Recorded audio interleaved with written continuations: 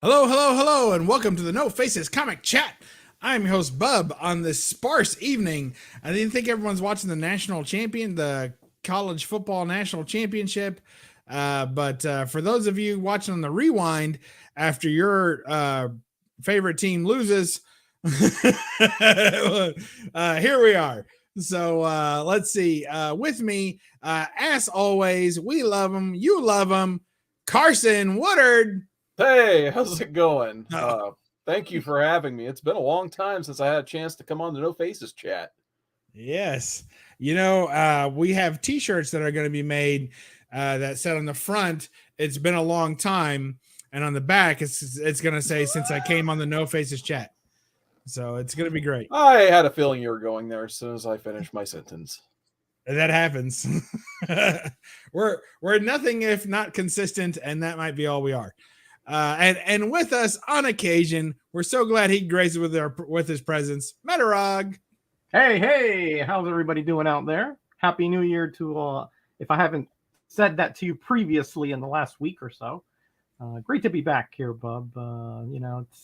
It's one of those things. The holidays are there, are done. Well, pretty much. And here I am back, and I'm like, man, I really miss Bub. Am I weird? Yes. Yeah, I thought so. Yeah, that is true. I'm sorry, but it is still true.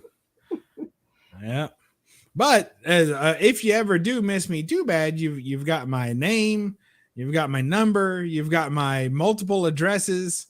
You can find me. There's all kinds of ways to get a hold of me, unless you are certain police departments of various states. Thank you both for coming. Let's talk about the great people that we have that have already shown up. This ought to be quick. Let's start. I tell you what, Roger, you're so good at shouting out the old Chatterooski. So why don't you go and give it a turn for the new year? All right, we'll do. We'll start off the new year right. Of course, at the beginning, like he is in most chats, he's amazing. This man must have. I figure he's got a teleportation machine of some sort because he's back and forth in all kinds of chats. James Las Cruces, 1971. How you doing, my friend? I hope all is well. Speaking of that championship game, Unruly Simeon is here, but I bet you he's split screening it with ESPN because his beloved Georgia Bulldogs are in the championship game tonight. And we have our buddy Super Russ 9000 who will pop in here and again to add his illustrative opinion of comics every once in a while. How you doing, my friend? I thought I felt something. Yeah. And of course, Jackson Roy Kirk is probably right behind Las Cruces. He's always popping up on all kinds. I see him on the 4-Color Fossils. I see him on Coverslinger. I see him on here. I see him on everything. So I hope everything is doing well over there in New Orleans, my friend. Ben Compton is here, another great community supporter. Gore Vidal, who actually dropped a video not long. Or what? He was on. Wasn't he on somebody else's video, right? Yeah, I think it's on Howler Mouse's channel. Yeah, that's right. That's right. That's where I saw him. Okay. What's going on? Wow. Well, it was great to see you there, Gore, and great to see you here as well. He's shouting out. He's saying hi to everybody. Carson snuck in there with a Yo Gore. Yeah. And Jackson Roykrup is taking up a fight for Metarog since he needs help. Yes. Yes, it's true. If you're missing Bub, you need help. That's true. That's true. I admit it. I'm a broken man right now. We're reeling a little bit, aren't we, Roger? We got some news this morning that our big annual trip got canceled this year. Yeah. But we're gonna make a play for, I don't know, next year maybe. We'll figure it out. Yeah, sure. I'm sure that obviously things come up and put a kibosh on plans, but it happens. Yeah. But that's why you try. That's why you try, because you never know what'll happen. But you know that if you don't try to go, you won't go. Exactly. But if you try to go, you still might not go, but you definitely could go.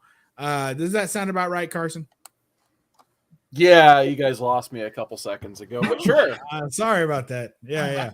Well, we last year we went over to Toledo to Fantasticon and met with Silver Age Dave and the whole bit, but this year he's not available. So Bub and I were looking forward to it, but we'll make plans to do it again next year and bigger and better than even we thought. Yeah, absolutely. Bigger and better. That's what we're planning. So it'll be okay. And I saw Roger twice last year. That's right. Oh, wow. Which is rare, after never seeing him before. I saw him twice in 1 year. So that's a lot for him. And I hope he's still feeling okay, Well, I don't know that with your driving, my stomach took a few weeks to recover, hey, but otherwise we had to get there, I did enjoy seeing you guys' trip together. Those are some of my favorite videos I got a chance to watch last year. Yeah, those videos are always bittersweet for me. I get really jealous. Just be honest. Like, I don't get jealous of people's collections ever. Like, I see someone's collection, I'm like, that's cool. I wouldn't trade mine for theirs most of the time, but that's a cool collection. I can dig it, and I can appreciate that they have it, and that's fine for me. But when I see community members getting together and seeing each other, especially for the first time at conventions, but not just at conventions, but then just like hanging out and having lunch, I'm like, man, that looks fun. Like, I really want to do that. And then, you do it with Roger a couple of times and you're good for a while, but then but still, it's like, that's what I get jealous. So watching those videos are always kind of bittersweet for me, because I do enjoy seeing other people have a good time, but I get pretty jealous that I'm not there, to ruin it, I guess. Well, we'll get you involved somehow, some way in next year, Bub. Don't you worry. Yeah, and I'm doing at least 2 cons. So I'm doing Lexington this year. So for anyone that wants to come down to Lexington, or up to Lexington, or over to Lexington, depending on whereabouts from Lexington you live, that's Lexington, Kentucky. So that's like my home con. So, but this year, if you guys didn't know, I got a new job this past year. So my office is actually a block away from the convention center. Whoa. Nice. So yeah, now I work from home, but I also have an office at the office. So anytime I want, I can work in Lexington, as long as I don't mind driving over there, So that first day, that Thursday, I'm just going to park in the usual parking garage or whatever for work. And then after, I'm going to go to the office that day. And then after work, I'm just going to walk right over and start the convention. And then I'm going to do Thursday night, which is when it starts, and then Friday and Saturday and probably Sunday. So I'm going to try and do every day of the convention. So that should be fun. Cool. Yeah. So look forward to that. You going to Cincy them there, Natty Con there, Seawood?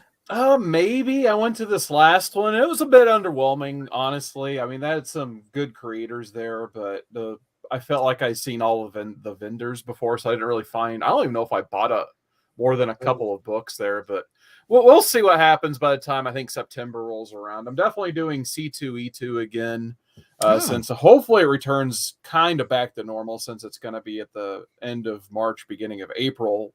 Yeah, for the first time since I think 2019, if I remember correctly, because the last one was in August, and that one it didn't feel like C2E2 to me, from a con standpoint. Seeing all the people was great, but the con itself, I feel like hopefully they can get back to where they once were. Well, isn't C2 like, I remember C2E2 being like the kickoff to con season, like for a big con, the big kickoff to con season. And then to me, BaltCon, like Baltimore Con, is like the last big con to happen. And those are like the bookends.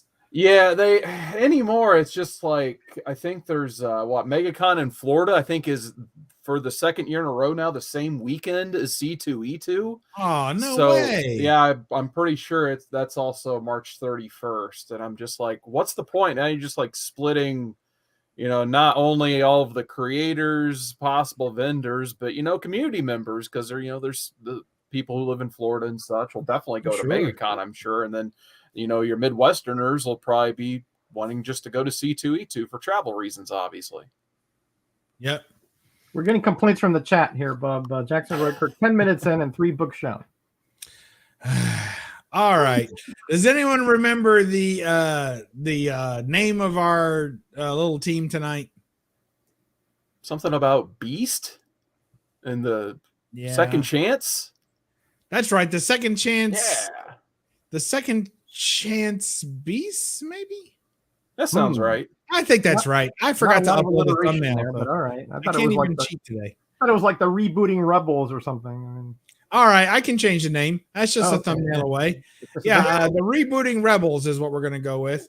But in the meantime, I know you guys remember what the chat topic is, right?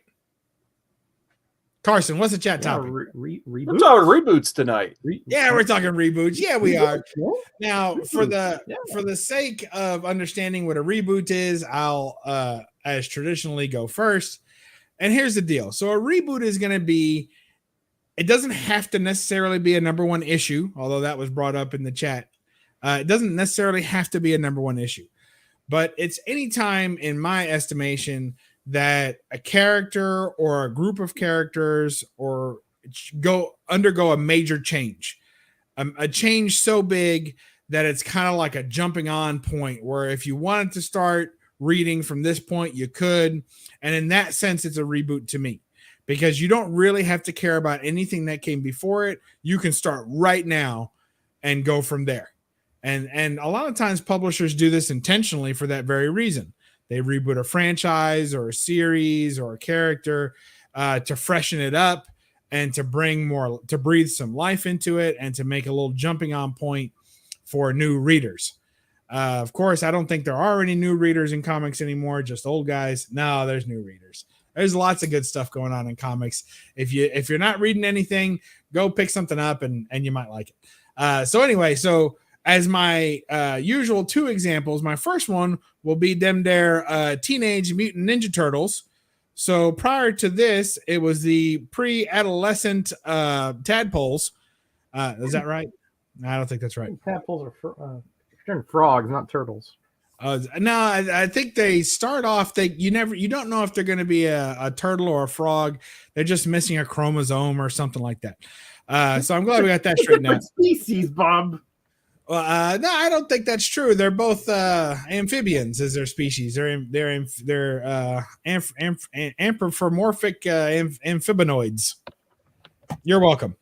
All So I pulled out this Archie right here, this Teenage Mutant Ninja Turtles #1, which I remember pulling out of a dollar bin at a flea market, and I remember having my choice of them.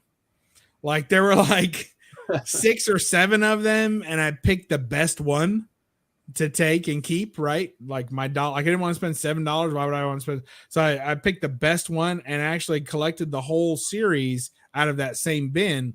And there were multiple issues of the run.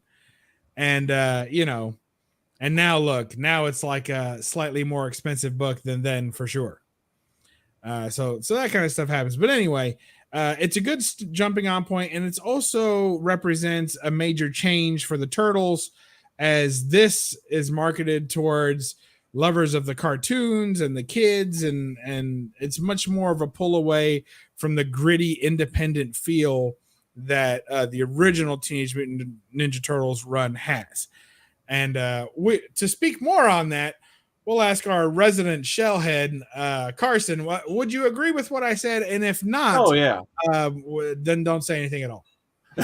No, I like your point there. I pulled out some turtle books. I actually did not pull out that one, but that one's a good point because basically the Mirage series, as it was still going, it was kind of being its own thing on the side. And, if they could do a weird storyline or some different style of art and maintain what it originally was, they kept doing that. But then they gave the fans the Adventures books, that came on from the cartoons and the action figures, and they knew exactly what they were getting, at least if they were picking up the Adventures line and that stuff. So it was more reminiscent to, what they saw on TV and the movies and stuff. So I guess I'll skip to one of my other ones before I talk about the one on the podium first. Okay.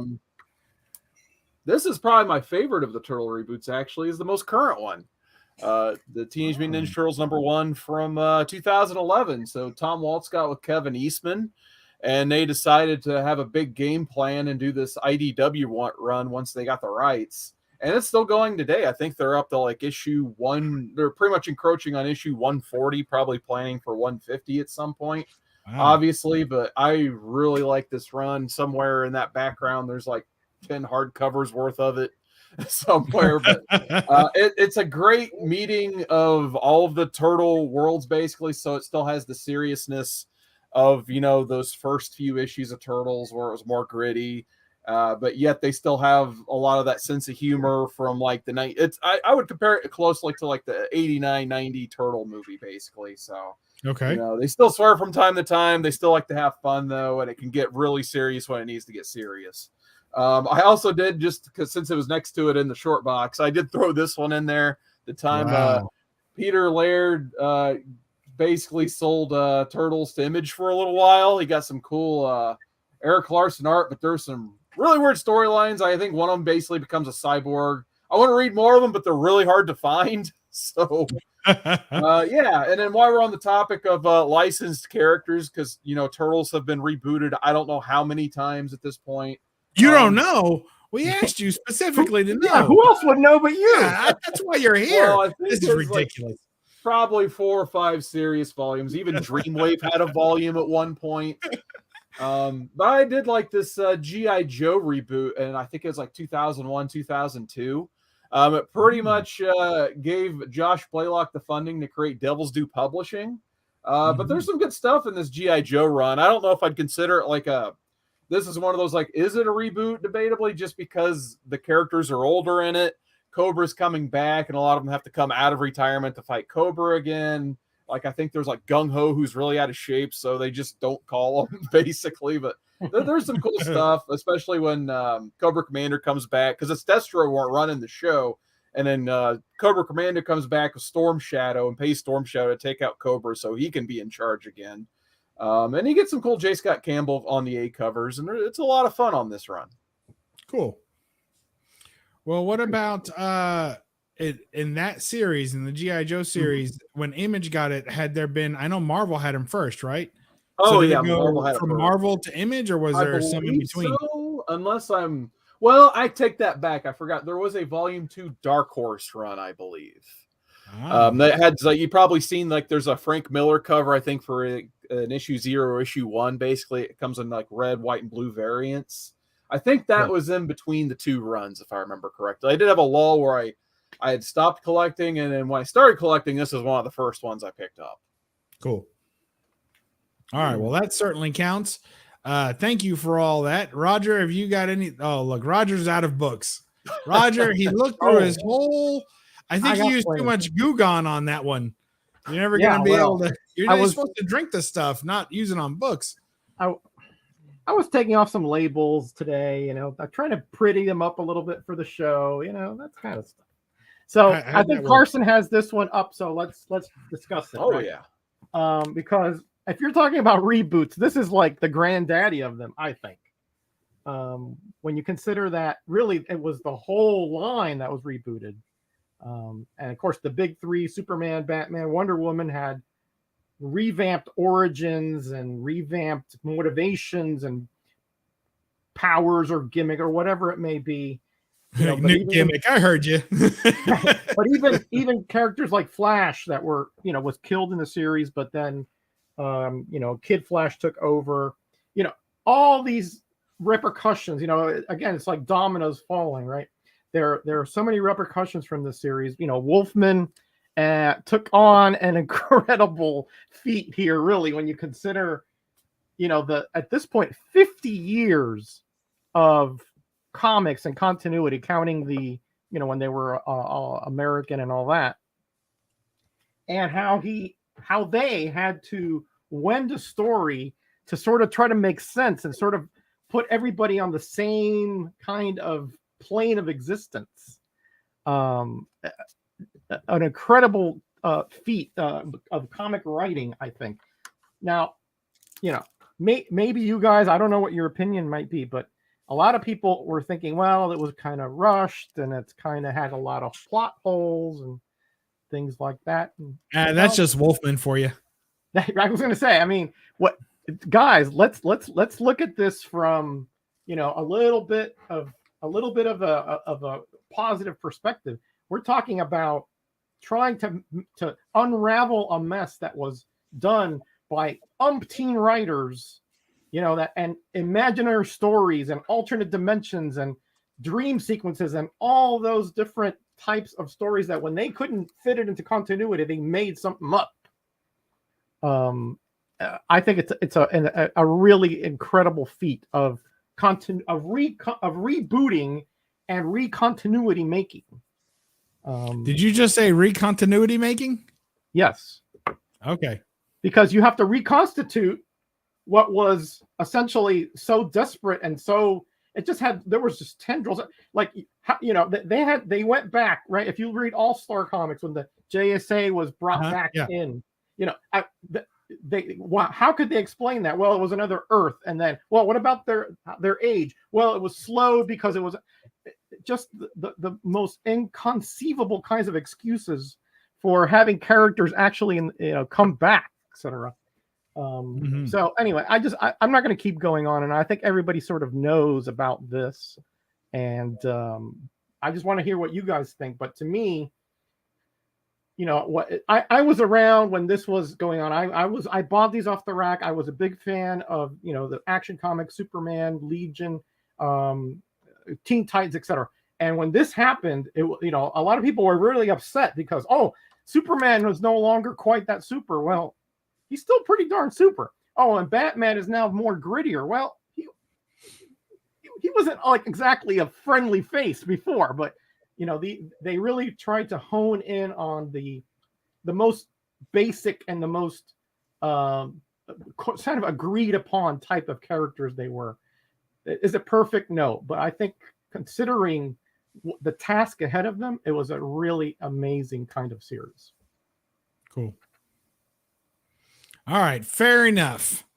Now I met Marv Wolfman and I asked him about why he chose to take this on, and he said basically because it was available, because nobody wanted to touch it, nothing was being done.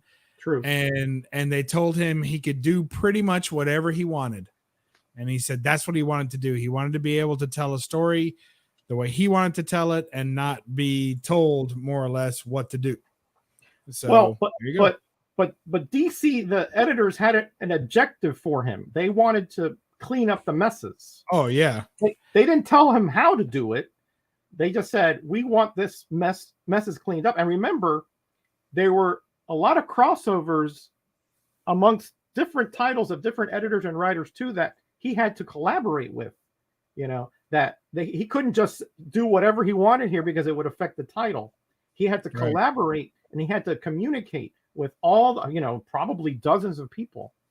And this was a plot that was started, you know, with Wolfman and Perez back in Teen Titans, you know, with the Monitor, etc. So, I mean, it's just really an incredibly collaborative feat when you consider the scope of it. It's just off the charts.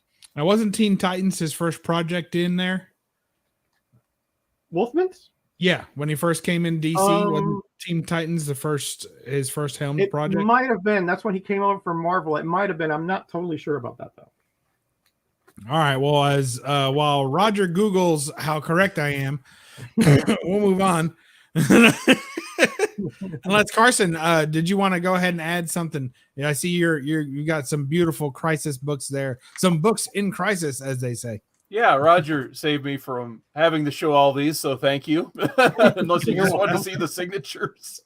Oh yeah, I mean, for me, I've probably told the story a million times. For anyone who follows me, like my first comic ever was the death of Superman, and kind of took off from there. And eventually, like all plot threads led back to Crisis, basically. So I eventually had to read this, and I think Crisis is like when you think reboots, like when you threw this topic out tonight, I'm like, well, we got to talk about Crisis, because to this day, I think this is the standard bearer for how to do a big crossover and how to reboot all of your property. But I also wanted to highlight a little bit of basically what Crisis did for some of the lines and what I really liked. I just threw this one in there. I don't know if this counts, but gotta love some Animal Man. Grant Morrison came over, you know, and he's just like, you know, since we're reinventing characters, he just took this one from, you know, it was just first appeared in Strange Adventures, just kind of just a sea-level character, and made a one of my all-time favorite runs out of it. So that was just another example of change, you know, in the air in the Copper Age and DC especially. But I think for me, one of the biggest, the most important reboots that happened alongside Crisis was Superman. So when I first started reading, I had to get this Man of Steel series because it's like, oh, this is where everything started. So, you know, if you go find these, which they're still reprinting them, you know, after Superman died, like the same, you just go into Walmart and I think buy the whole 6-pack, like it would just be there in a plastic bag, at least, you know, when I was growing up, it was. Yeah, these things are probably like the most printed comics until like the mid 90s at the time. But what it did for Superman is that, you know, let me know who the character was for the first time. So I know a lot of people like that lineage and how powerful it used to be. But for me, I was trying just to get into this stuff for the first time. I think, you know, Man of Steel and then going into, you know, his Superman run. And then, of course, I just threw that one in there because it was in the pile. You know, that one didn't come into the 90s. And, of course, Adventures of Superman with Jerry Ordway and Marv Wolfman. Really like these two as a kid. But I also kind of wanted to highlight real quick before I move on some of the last stories you get before everything reboots. And speaking of Superman, I had to pull these out since they're all in the same box. The Alan Moore last Superman story before they kind of kicked off into Crisis and went into all the quote unquote modern age stuff. If you haven't read this Alan Moore run, I highly recommend it. It's some of my all-time favorite stuff. Yeah, absolutely. Yeah. I mean, Alan Moore just surprised the heck out of me in those two issues. I mean, oh yeah, no, there's like some, even to this day, like the first time I read it, like I couldn't believe the stuff he was allowed to get away with, like character deaths and such. And yeah, it's a very moving story. I like it a lot. So, Agreed. Yeah, it's some prime Alan Moore 80s greatness. It has to be read if you haven't read it. I'm digging it. And wasn't a lot of people talk about All-Star Superman as being one of a great kind of, or is that just an independent story? Would you consider that a story or kind of a major retelling? That's a good question, actually, because I almost pulled that out as well, along with, you know, not moving into Marvel yet, but the Ultimate stuff with Ultimate Spider-Man. And it's just, you know, it's kind of like they want to do a reboot, but they just don't for whatever reason. It's just someone wants to tell a good story. So here it is. It's Grant Morrison. First, I don't know if it was his first time on Superman. It may as well have been, besides obviously his 90s stuff in JLA, but he just wanted to make the definitive Superman story, and the All-Star line came across his, you know, desk at the right time, I guess, even though it was vastly different from what Frank Miller and Jim Lee were doing with Batman at the time. So it does get looked down upon because it has the All-Star name attached to it, but All-Star Superman's really good if you haven't read that too. It's somewhere over there in a big hardcover. Yeah, in 4 edition hardcovers. Yeah, we know. Yeah. Wedged firmly between some Image Turtle hardcovers. It's in between the Absolute Fourth World and Absolute Transmetropolitan. That's a lot of absolutes. Wow. Yeah. Well, we're not dealing in absolutes today, but I tell you one thing, X-Men, there's an X-Men. Okay, next up we got, to me, this is the X-Men for the cartoon-loving generation of X-Men, the animated series. This was our X-Men. You know, this was our team that we knew and loved already. It's hot on the heels of a hot mutant craze. Really just everybody going wild, and they came out. They couldn't have picked a better artist for it.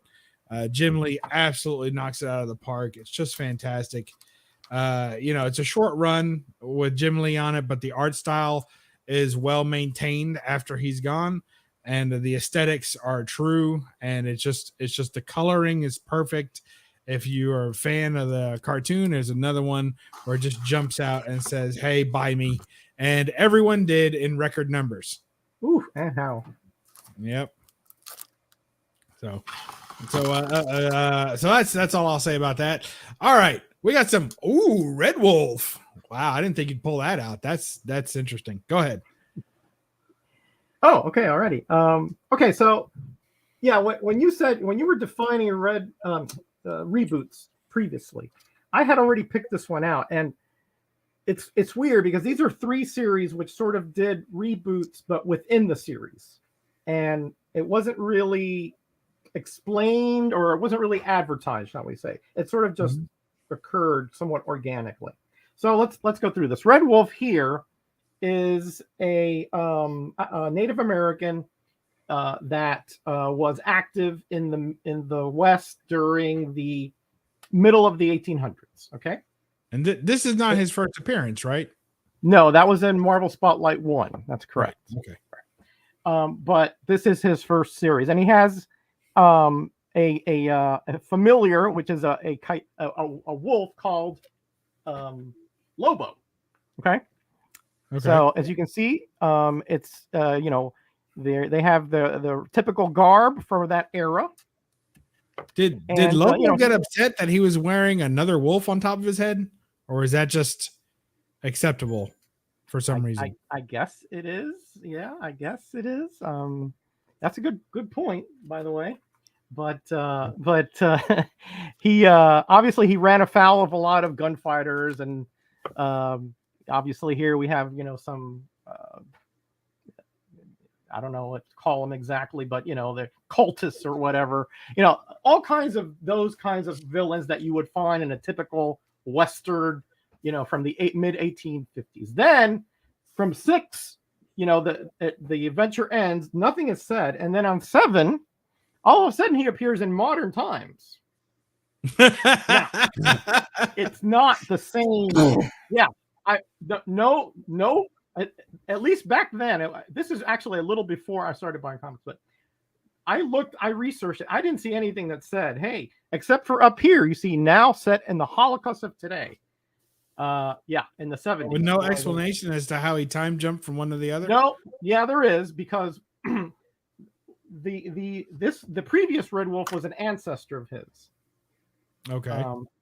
But again, yes, but that wasn't explained until you bought this issue, right? Because now you still have Lobo up here, but that's not that Lobo, that's another Lobo. And then you have Red Wolf here, very similar costume, but that's not the previous Red Wolf, it's the more modern Red Wolf. So it just in the middle of the series, they just said, well, that wasn't selling good enough because it was a Western. Westerns were, fading at that point. Let's make him kind of superhero-ish and see what happens, right? Well, the fact that it only lasted until issue 9 tells you that didn't work at either. But that was just a bizarre kind of reboot in the middle of a series without any kind of warning, shall we say. Yeah, that's weird. All right. So this one, maybe you disagree with me. And if you do, I totally understand. But I disagree with you. All right. There we go. So I think I'm back on board. This is a reboot. Boy, yeah, you change like a chameleon, don't you? You're just that convincing, Roger. Right. Oh well, I haven't even said anything yet. So, all right. So Chris Claremont, which I know Carson knows very well, took over. He was writing Iron Fist. Byrne was doing the art on there. Now, Power Man had his own series, obviously, but it was also kind of sliding. Now, Luke Cage, remember, escaped from prison here, right? Escaped from prison here. So he essentially is on the run. He's a wanted man. And he changed his name, his identity, a lot of things so that he wouldn't be found out, right? Obviously, right. They weren't researching it too well because he was a hero for hire. He was in the yellow pages, But anyway, that neither here nor there. But after this, next to Plumber. Yeah, exactly right. Yeah. But when Claremont took him over, he went legit. He cleared his name. He didn't commit that crime. He was cleared of killing that guard, or actually, I think it was injuring. I don't think he actually killed him. And now he's partnered with Iron Fist, and now they are truly heroes for hire, or they do all kinds of things and investigations. They're kind of like private investigators in a sense. So to me, were they investigating? I mean, so what? They just took any job, or no longer for hire, or what? Yeah, they were absolutely for hire. Yeah, because that's how they paid the bills. And Misty Knight and Colleen Wing had Nightwing Restorations, so they were sort of partners, I see what you did there. Yeah. So he went legit, and he changed. Obviously, he's now partnered with Iron Fist. And again, just a totally different direction in this series, from that kind of gritty street level Harlem and those really goofy kind of villains, Cottonmouth and Fishman and all that. And now he's getting, much higher echelon villains because Iron Fist is there as well, of course. So to me, this is a reboot. I mean, technically it's the same character and all that, but very different direction, right? Yeah, CJ's wanting to know, are they heroes or mercenaries? Well, I guess it depends on your perspective. They didn't always do everything for pay, so I think they did heroic acts as well. But did they pull like one of those Three Amigos where they just give the money back? Well, I mean, sometimes they did, but look, Danny Rand was loaded, but Luke Cage didn't want to take charity, so he had to work for it. You know what I mean? Luke Cage was loaded a couple of times. He used to hang out in the bar all the time. Sweet Christmas. Anyway, so that's my second one, and then I'll finish up with this one. Now, again, this is one I bet you not many people know about, right? Because Metal Men, at one point, they were these goofy robots that hang out with Doc Magnus, and they would, depending on what the menace is, they go into the little flying saucer, they go down there, and they take care of it. But there was at one point a very dark era in Metal Men where I think it was Doc Magnus's brother or military or whatever, started saying, well, these guys are menaces, they could go wild and all this and all that. So they had to get civilian identities. So they became, for all intents and purposes, humans, but they couldn't use their powers to shapeshift into other things. They could only sort of elongate, because the cosmetic surgery they went through sort of held them back from totally using their alchemic properties. Yeah. And so you see very dark, kind of like almost like horror-ish. See here, all the goofiness and all that stuff is gone now. You're killing. You got a lot of intrigue, you got a lot of danger, et cetera, et cetera. That didn't work either, so they went to reprints after.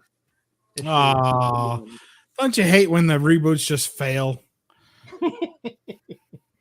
It was a pretty bad reboot, by the way. I didn't like it either. I mean, I wasn't buying it then, but when I bought them later, I was like, yeah, this is not the Metal Men that I remember. Not at all. Yeah, I hear you. Yeah. All right, let's see what Carson's pulled off his dusty old shelf. Yeah, you were talking about X-Men earlier. I decided to throw this one up real quick. This the House and Powers of X, or Powers of 10, whatever they want to call it. Yeah, Hoxpox. So this is like one of the more steep, random, crazy turns in direction, probably since the Morrison stuff, come to think of it. But the X-Men, they finally just decided, let's just go live on an island by ourselves, which I think is kind of like the death of Xavier's dream, but I won't overanalyze the story right now. But I would say this is a really steep direction. I always kind of considered a top to bottom reboot, just because the story that was going on, you could pretty much not read one issue of that and not lose anything in this, basically. Mm-hmm. So I thought this was a pretty good example of a decent reboot. And then while I had some Marvel stuff out, you got to always remember the wonderful Onslaught stuff that led to the Heroes Reborn stuff. It's too much. I don't like it. That's about where I lose interest, is when Onslaught shows up. Yeah, so then that gives us I like that cover. Yeah. I use that cover once a year to trounce everyone on Metarog's annual Christmas show, but that's about it. Yeah, they pretty much use the Heroes Reborn as they dangle that carrot to get their image creators back, like Jim Lee and Rob Liefeld, of course. So, and then even we got Will Spertasio to do this wonderful Sue Storm in a Christmas outfit cover there. And then that lasted 1 year before we got the Heroes Return from January 1998. So yeah, with no explanation. Yeah, that definitely did not take long, but I think the proper way, the most proper Marvel reboot I can remember, and I didn't pull the issue 500 off my wall or the issue 1 of the New Avengers, but the Brian Bendis Avengers run. Oh, you're just a Bendis fan. Yeah, I gotta admit, I do like me some Brian Bendis. I remember seeing that T-shirt you had that said "Bend it like Bendis." You remember that? But when I started, kind of around that time I was talking about when I got that G.I. Joe earlier, they were starting to, drop these Brian Bendis Avengers books, and it was a great time to hop on, and because basically we all who know who the Avengers are now because of the movies and such, but they didn't really need some of the lower tier ones. So let's just throw Spider-Man and Wolverine on the team, and a few others like Luke Cage that Bendis wanted to work with and some other ones, and he basically made his own version of the Justice League basically in Marvel. So it was a great hopping on point, and pretty much anything before 500 you didn't need to know too much about, and it kind of has a breakout book for David Finch, in my opinion, on the regular Marvel side, because I think they brought him in with the Ultimate X-Men, if I remember right. So, yeah, really like this era of Marvel. It kicked off a lot of good things for him, I think, like Civil War, House of M, all that good stuff. Cool. And first appearance of Maria Hill there, right? With a great David Finch cover. Yeah, I forgot all about that. Yeah, there's the world's tiniest signature, by the way, from Dave Finch right there. Yeah, really. You can't even notice it at all. No, all those other books were signed too. I won't. You got to rewind to figure it out. It's like, where's Waldo? I almost dug that one out too, Roger. Uh-oh. What's Roger got? Oh my gosh! At one time I collected that entire run of 0 Hour events, everything. I had the whole thing, including the companion. I had everything. Wow. And including the insert that, the guide to what you were supposed to pick up and everything. I had the whole thing. And then I started reading it. Yeah. Freaking terrible. God, is it bad. Yeah. I love that so much as a kid, because that was my first crossover that I could actually go to the store and collect. Because I started reading that Superman, so by that point, Crisis already happened and all the other stuff, even Armageddon 2001, I think was the most recent one. But when 0 Hour came out, I'd get to be going to the store every week when a crossover is happening. So, yeah, I still have a bit of nostalgia for 0 Hour, but I'll let Roger go ahead and talk more about it. Nah, we're good. All right, go ahead, Roger. Well, to me, I mean, I don't know. I kind of go back and forth. I wouldn't call it terrible. I would call it kind of one of those things where, they're trying to kind of clean up a mess with a bigger mess, if that makes sense, right? Unlike Crisis, where I think they did clean up to a good degree. Now that they got Green, you got Hal Jordan going rogue and becoming Parallax, and you got the Extant. I mean, is that the guy with manipulating the time and erasing the eras, and it just gets very confusing. And then you have, I think Bub, you alluded to all those Zero issues. Yeah. Which, I mean, they just muddied the waters even more. Yeah, some of them individually, some of them aren't too bad. I thought the Catwoman one was very well done. And there's a couple the Wonder Woman's terrible. Some of them are just really, really bad. So to have them as a set was not going to work. But I did keep a couple of them. I thought the Flash one was decent, but that one was great. Yeah. I think what happened is that they it's sort of mandatory. You had to have a Zero issue, even if your character was barely even around previous to this or post Crisis, so it was what did they have to do with this? Why is Hal Jordan got such a mad on for them? I mean, it was so bizarre, to me. But I'll tell you this though. I'll go through the covers here. The one thing that they did, which is what turned me off to the Legion of Superheroes. Now, I think everybody knows I'm a huge Legion of Superheroes nerd. I have from Adventure 330 all the way through the end of Zero Hour, I have every Legion appearance. Okay. Mm-hmm. All right. But what did they do here? Once this was all done, and now we have the de-aged heroes, and you have the aged JSA, all that kind of bizarreness, right? Then you have the Legion of superheroes, who now they sort of wended with the Time Trapper, and now we have a whole new Legion.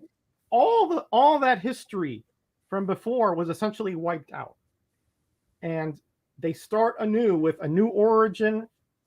Now it's similar, as far as Brand, saw them, and they saved him from the assassin. But now you have other Legionnaires that were there during the conception of the Legion, Triad, Apparition, and they were inspired by other heroes, including Batman and Wonder Woman. So now you're taking a very central aspect of the Legion, how they were inspired by Superboy and his exploits. But of course, there was no Superboy at this point, because Legion, they got rid of him. Crisis eradicated that, right? So they had said, well, it was really the legend, So now they said, okay, we're going to just start, from scratch and such. Now, most of the DC universe didn't do that. They were altered somewhat because of the age differences and all that. But the Legion was totally just started anew. And this is the last issue that I bought right here, because at that point I was like, I'm out. I mean, I no longer recognize these characters. Their motivations, their personalities, everything was very different. And so that's the end of the Legion run for me. I don't blame you. All right, so this one, I don't know if anybody thought of this one, right? But I forgot about it. I do have a couple of issues from it, but I did forget about it. Mm-hmm. So I don't know if Carson, what you think about Alan Moore. We were talking about him previously. Yeah. Okay. So essentially, to me, this is a reboot of the Charlton Heroes that DC purchased. Okay. And it's the whole reason that they did this way, because they didn't trust Alan Moore with the characters that he really messed them up bad. I mean, the Question, which is Rorschach, essentially is a psychopathic killer, Yeah. And you have Owlman, which is a repressed, sexual thing, and then you have the Comedian.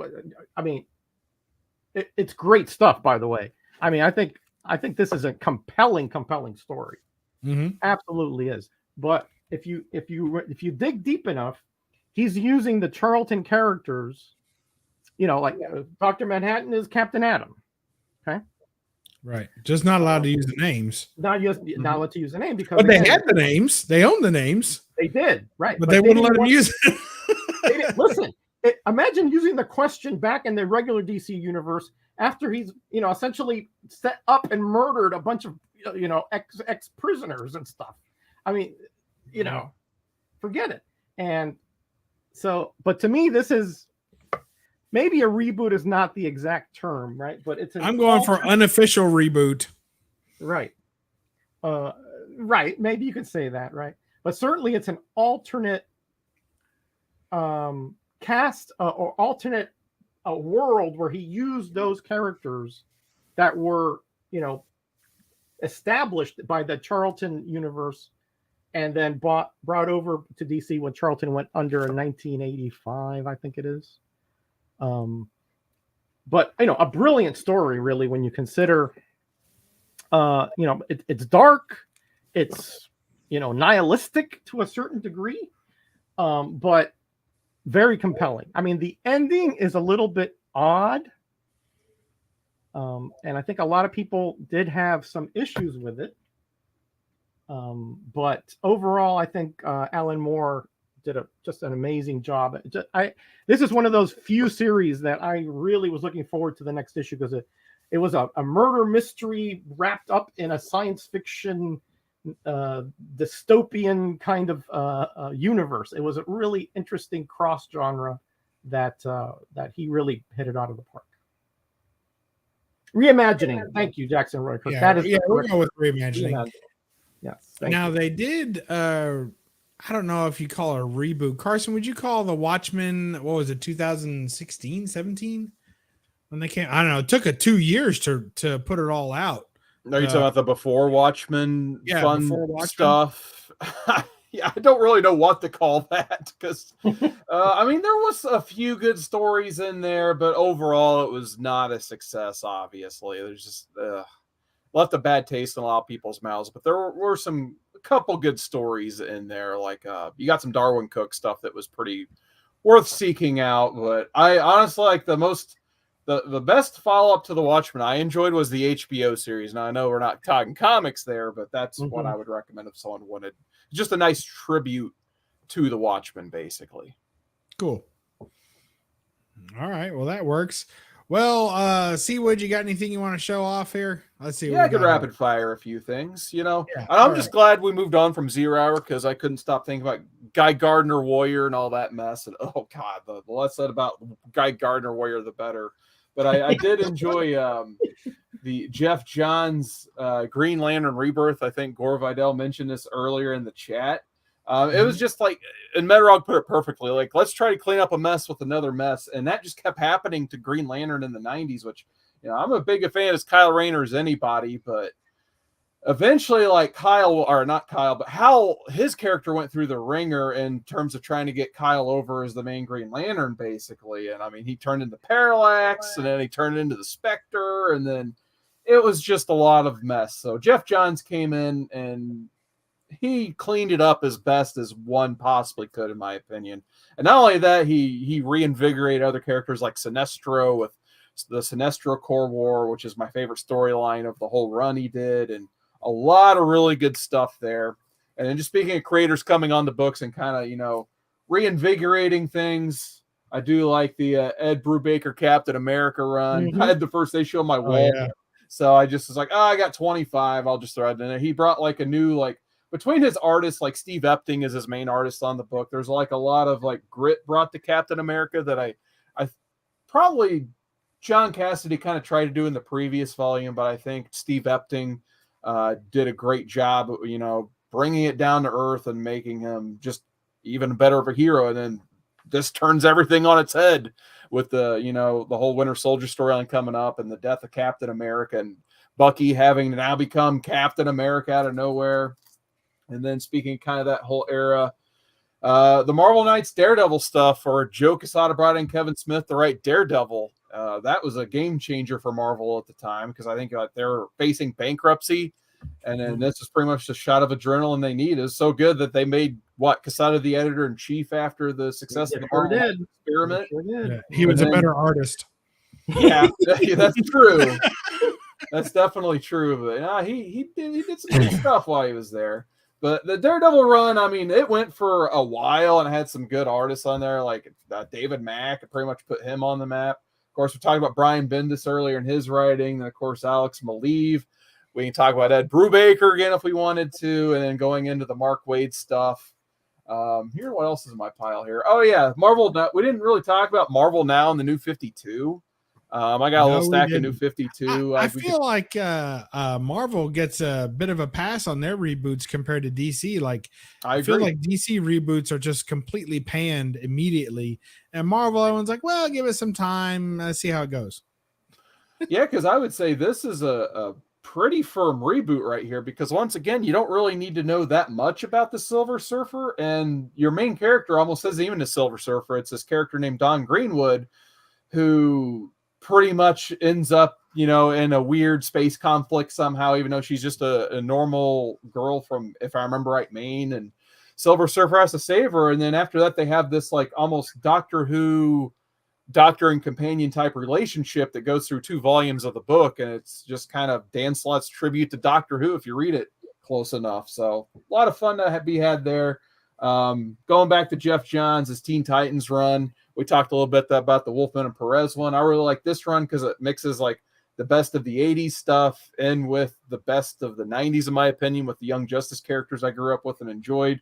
And you get all those characters thrown into this book here. And it's my personal favorite run, even though I know everyone's going to say the Wolfman and Perez, but this is kind of what I read for the most part, you know, as I collected Teen Titans. So I've really always had a fondness for that one.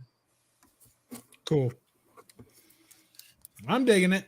Is that that almost looks like Turner? Yeah, it's a Turner cover. Got a Mike McCone signature on the side there. But yeah, Mike Turner did a cover for this. They do a color, and then I think this is the 4th print black and white version of that. Yeah, very cool. Nice. Well, thanks for joining us, Seawood. All right. I got a question. One thing that we didn't talk about here, but I'm curious what you guys' opinion is. Brand New Day. Ugh. Which one? I'm not familiar with that. Who's that? Spider-Man? Yeah. Now, you're talking about Brand New Day, not One More Day. Yeah, right. Like when Peter Parker was married to MJ for a long time, and then all of a sudden they thought that was some kind of stumbling block to the storylines, so they just got rid of her. My understanding is they just got rid of the marriage. And that wasn't that a reboot? I mean, that was like a change in continuity there, right? Yeah, pretty much. Just because, I mean, it goes a lot to some editorial directions too. So earlier, it was said that Joe Quesada was a better artist, and that was just one example of, you know, him being a better artist than an editor in chief. Basically, what happened, if I remember right, what happened was Joe Quesada and John Michael Straczynski got into it over the marriage of Spider-Man and all that stuff, and then somehow out of that we got the story One More Day, and that was just not, in my opinion, not good at all. I did not enjoy the story, but the Brand New Day stuff, that's where Dan Slott and a few other writers, of course, too, like I think Christos Gage was in there, Mark Waid was in there. They were pretty much challenges to have like a streamlined Amazing Spider-Man book, bring him back to his roots a little bit, and at least if not weekly, have it bi-weekly. And I enjoyed Dan Slott's work on it, but it does get a lot of flack because it had to follow that incident between Quesada and Straczynski that it left a lot of angry Spider-Man fans out there that immediately hopped off the book. Well, was that ever undone? Worse. I mean, that relationship with MJ, or I don't. They're definitely not married again, but I think I didn't read every bit of it. There's some good and bad in the Slott run. It went on for a very long time though, because like I said, I think he was doing a book every week for a minute. So the number, like, you like Dan Slott, don't you? Yeah, I mean, I enjoy a lot of Dan Slott's work. You're on board with Dan Slott. Yeah. Like he did all the Spider-Verse stuff. I thought that was a nice little like tribute to Crisis that he did, because it's like, let's throw all the spiders in one story before Secret Wars tries to maybe reboot everything, like the 2015 Jonathan Hickman Secret Wars, not the 84 one. Right. Yeah. I'm not crazy about, and I know we already talked about it, but the Hickman stuff for X-Men, I find it a little different than some of these others that we've talked about, only because it seemed to really divide X-Men fans. Like some people, you know, the long time, or you say some longtime fans really, really hated it. I know I didn't like it at all. I thought it was just not worth reading. I thought it was terrible. And other people who are big X-Men fans just really loved it. Just thought it was great and exciting, and what a great thing to do. And, you know, the next Claremont run, you know, I'm like, oh my gosh. I think I wouldn't compare it to the Claremont run, obviously. I know some people have heard that too. Some people did. Yeah. I think the whole thing was like some of those X-Men books, like there were so many that were just becoming complacent, honestly. Like there's probably a few good stories in there, but like that volume I was kind of referencing earlier before that, I tried to read the first issue and it was just not good. I wasn't enjoying myself at all reading it. And at least like the Hickman stuff felt fresh. It felt different. And I appreciate what he was going for. I got another volume I'm getting ready to read soon that follows House and Powers, because I haven't read all of it yet because I just got an omnibus. But I mean, at least it felt new. It felt interesting. Like you didn't know what was going to happen next for the first time in a long time. Yeah, that's how it goes. I think that any of these reboots, especially if someone was feeling a little pulled down by how long some of these runs go, because you really can feel when you jump out of a storyline for a while. Maybe you didn't like an issue or two and you jump out of it, And then you try and come back 10 or 20 issues later, and it's like, what is this? Like, it's just all so old, and so, nothing that you expect is happening, and characters are acting completely differently than they did just 2 years ago. And then it's really hard to follow. So I think sometimes the reboots are kind of welcome for even longtime fans of the series who took a break. Oh, absolutely. Like, especially like if you take that break, and there's so much going on now. Like, I've kind of stepped out of Marvel for a little bit, and I couldn't tell you the first thing that's going on in any of the books. So just trying to find the footing to get back in can be a huge challenge, even for experienced readers. Yeah, I think so. Uh-oh, what's this? Is that Batman? It's New 52. Yeah, I was gonna say, I think the only pile I had left was the New 52 pile. Or I could show you this book before we get into the New 52. Because Bub, I know you're gonna like this book because we have history with this book. I finally got this book. History. So I finally did get my second print 608. So we both have a copy of it now. Congrats, brother. I paid less for mine, I guarantee I'm sure you probably did. I had to buy the whole Hush run again to get this book cheap. So yeah. But I consider this almost, the same style of reboot we were talking about with Jim Lee earlier in the X-Men #1. So once again, you're going in with Jeff Loeb, who I mostly like Jeff Loeb. He's had his faults too, of course, as a writer, but I did enjoy his Hush work. And once again, you don't need to know what happened in issue 607 basically to buy this issue. But it was before they wanted to do like a #1 issue every week now. So, but now they say the quarter. I've not read it, sadly, but they say the Quarter Vowels is a good jumping on point too. It is. I mean, that's why I kind of brought even this book here. This isn't a reboot book, but this is kind of where the story starts. Well, not the story in the comic, but the story of how Quarter Vowels came to be. So this is Detective Comics 871. It was the last Detective Comics run before the New 52 reboot that Flashpoint caused. So basically, they did hard reboots for everything but Batman and Green Lantern, basically, because Jeff Johns wasn't done telling his story for Green Lantern. He still had like 2 volumes to go. So you could pretty much follow the last non-New 52 issue of Green Lantern into Green Lantern New 52 issue 1, which is weird. But Batman, I think Tony Daniels writing Batman, and Scott Snyder, who did this run, was writing Detective Comics, and they didn't really want to ditch those guys because they were going to be some of their big guns going into the New 52. So in terms of freshness, they just flipped them. So Snyder got Batman, Tony Daniel got Detective for a little bit.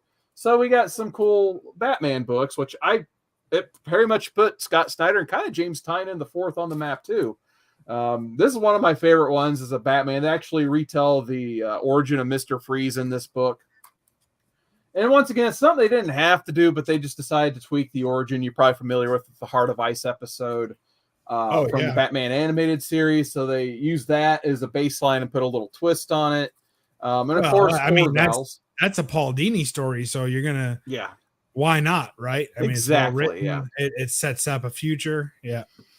And then Quarter Vowels, Scott Snyder said he pretty much wanted to start by making Gotham like, almost a character in a Batman book, which it should be. It's Gotham City. So that's pretty much where the Quarter Vowels comes in, is this like, Illuminati that's been on the underbelly of the Gotham City the whole time. Plus, this was a way for them to rope in Greg Capullo away from Image to do a DC comic. And we kind of know how that turned out for him. That was pretty monster success. And then, of course, it led us to Joker getting his face cut off somehow. That was gross. Yeah, that was a little die-cut covers with the Joker face. Just nasty. Yep. That's why I left the newsstand edition up, because it just doesn't have any of that. It just has Batman's side of his face, which I thought was funny. And then, of course, we got the first book of the New 52 launch, the Justice League #1, where Johns and Lee, this was their new version of Justice League. It was mundane, I gotta admit. Like, it's okay. At least it's a pretty book. Jim Lee does the art, but it's the most safe, average way to reintroduce the team I've seen.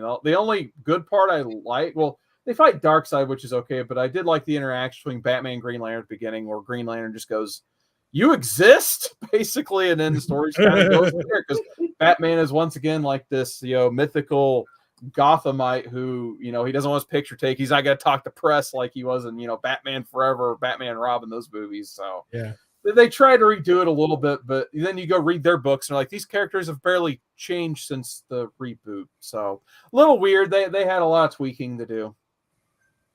Yeah. And I didn't like the Wonder Woman treatment in New 52 either. I didn't mind it actually, but I didn't read tons of Wonder Woman prior to it. I've only collected a backlog of the George Perez art. She's very immature. Like it felt like they brought her age all the way back, and she's kind of too young or something. I don't know.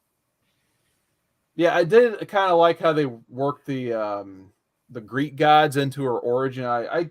But like I said, I wasn't on the book for too long, and I think the biggest fault of the New 52, and I was going to ask you guys this question since we're kind of wrapping up here anyway. I think the biggest fault is just the lack of consistency and going into it, because I think the only creative team that was on their book for like longer than a year or two was Scott Snyder and Greg Capullo on Batman. And that even goes for that Wonder Woman run you mentioned. It's just how long. I think that was the second longest with Brian Azzarello, at least, writing it for a couple of years. But on the Superman side, I kind of felt like Roger did with his Legion after 0 Hour. It's just like, what happened to Superman? Like, they redid his origin again, and then all the other like ancillary characters, for instance, the Connor Kent Superboy, he just basically didn't exist anymore as he did in 2010 with the Jeff Lemire run. So I was going to ask you guys, like, what do you think makes a good reboot? Well, certainly not that. Yeah. I think you're better off to give isolated creative control to the writers of those. So if you want to reboot from the publishing side and say new teams on every book, and here's, say, this jumping off point, if you want to do a single book and do a jumping off point from there and say, okay, new teams on everything, and this is the direction we want to go with the tone of the publishing house. So the general tone, we want Batman to be dark. We want Superman to be bright. We want Green Lantern, maybe he's back to being heroic and less of an anti-hero. We want Wonder Woman to be more, whatever, historical, whatever you want to get into. I think that is fair to do and can work. But whenever you try, you already have an editor, you already have, people that are overall looking at the creative process for everyone. But then when you pigeonhole someone and say, okay, you're going to be on this book for 5 or 6 issues, and we want you to do exactly as we say so you can start this run. What do you do when one of those runs stops selling? Now you can't reboot it unless you reboot the whole universe. I think it's just too much. I think to force everyone to do what the creative teams, and then to hand that to more creative teams down the line and say that you still have to stick with the mold we created of the new whatever. I think it's just too constraining for good creative teams, and they're either going to break out of it or they're not going to want to do the book at all. So I think that's an issue. I don't know if that solves anything. I don't know if that, but I think one thing that would make a better reboot is, like, for instance, you take a foot, like the 2 that I showed to me are successful reboots, because you take a footprint that's already established and is popular. It's working. This is a huge property, and this is a huge property before those number ones come out. So it's working. So you can expand, you have something to expand from instead of a shot in the dark. Maybe this is what people want out of Wonder Woman, and they just throw it out there, Anyway. But I'm more interested to hear what Roger has to say. Well, I'm pretty much in agreement with you, but I think at this point that, the motivations are very different from when I was collecting comics, right? Because now sales are paramount. So statistics show that when you have another number 1 issue, it'll sell, 3-4 times as much. And then there's a huge drop off after a couple issues. So if sales is your motivation, then they're going to be reboots, because that is what, these big now corporations that are heading, DC and Marvel, and I'm not sure about some of the independents, obviously, have that motivation. So that's sort of going to happen. I mean, that's the reality we live in. But if I had my druthers, I prefer. I think Bub was on the right track here. I mean, look at what make this character iconic, special, what gave it a following, and enhance it. But don't throw it in the trash because you can't think of a better way of handling it. Yeah. Have creativity, have art be the impetus of your comic, not, hey, what is the latest fad that we can throw in there and get a little bit better sales for a few months. If that's your motivation, you're never going to have, like you guys were talking, creative teams that stay on there for a long time, develop characters, create a nice, world, world building. All that is going to be out the window because that's not the motivation of these corporations and companies that own these characters, because they have that short-sighted bottom line. And that's not what I can't speak for everybody, but at least for me, I care more about the character and the storylines than I do about sales. So to me, I want that aspect to be shining and not, just because, oh, here's another new Batman, let's go out and see what he looks like.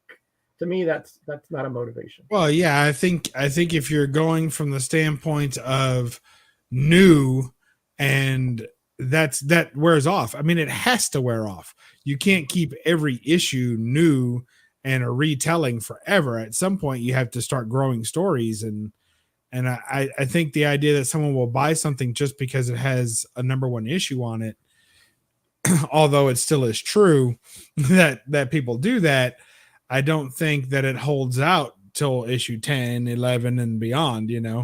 I think people they're not going to keep buying it just because it had a #1 this year. So, yeah, that's a mess.